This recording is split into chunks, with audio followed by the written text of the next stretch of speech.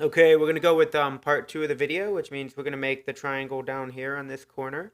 And the way we're going to do that, we found the midpoint here. We're going to find the midpoint here and the midpoint there. So first step is to fold this one horizontal back to this line.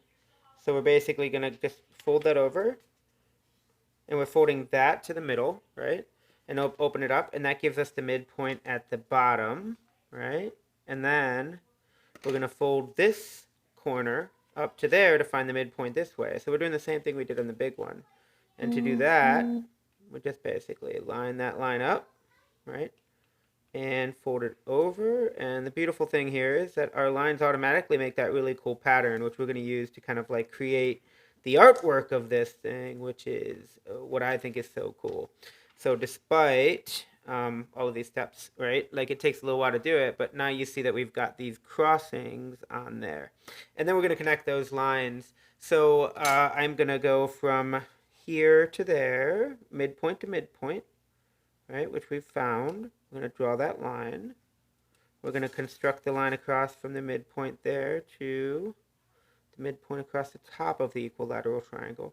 And then we're going to draw the line here connecting these last two midpoints, making another of the exact same pattern, just smaller, right? Everything keeps getting smaller. And the whole idea here is that with Sierpinski's triangle, the whole thing just keeps getting, we can keep breaking it up into these units, these equilateral triangles over and over again. It's kind of unending. If we had enough space, we could keep going.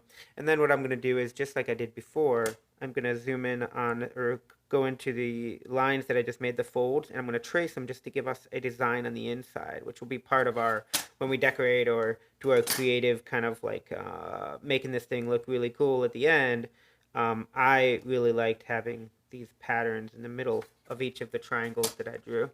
So I'm going to keep kind of connecting the lines from top to bottom and across. And now we've got two triangles that are almost exactly the same, just one's bigger. This is a similar triangle, it's smaller. And we're going to do the same thing on this side.